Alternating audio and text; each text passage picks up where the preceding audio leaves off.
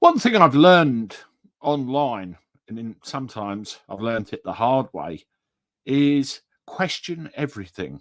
Everything you see, everything you hear, question whether it's true or not. And if you're told it's true, then you want evidence to back it up. Hard, concrete proof. Now, it's all well and good taking somebody's word for something, but there is evidence behind the truth of their word, and sometimes you need to see it. Is it me? Do you have a suspicious mind as well? If you do, subscribe to the channel.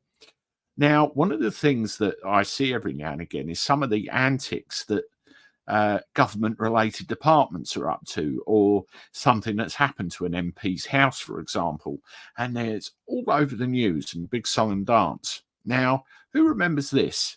This is where supposed Greenpeace protesters got on top of Rishi Sunak's house and covered it in black, well, drapes, really, to protest against what it actually says in that sign. Now, this story's reared its head again recently, where these supposed Greenpeace protesters are going to be charged with criminal damage after a demonstration at Rishi's home in Yorkshire. Cops have charged the protesters, they're Matthew Soet, Amy Rugg-Easy and Alexandra Wilson. They allegedly scaled the roof of the Prime Minister's home last August. I remember covering this at the time. In the display, the protesters sat on the Prime Minister's roof dressed in red suits and helmets while he vacationed in California with his family. The activists used ladders and ropes to climb on the Grade 2 listed manor house in Kirby Sixton and drape oil black fabric over the property, it said. They have now been charged with a single count of criminal damage and will appear in court next month.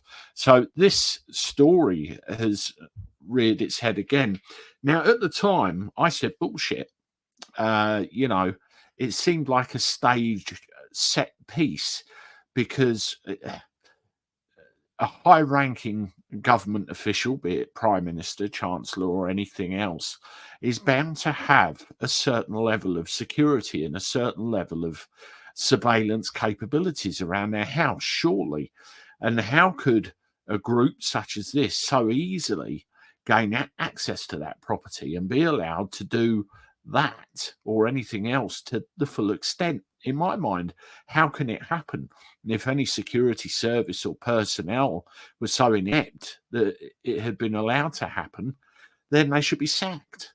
Now, why has this supposed charge suddenly came up now? The CPS take 1 million years to decide to charge anything, and with the undersourced police forces in this country, as I've had recent personal experience of, they take an age to get anywhere because of the workload they have. Why has this suddenly reared its head now? Maybe I need to get my tinfoil hat out? I don't know. Let me know what you think in the comments, but I smell something a bit off here. It may just be me. If you want to see another one of my videos on this kind of thing, you do that one there. I look forward to talking to you again soon. Toodaloo.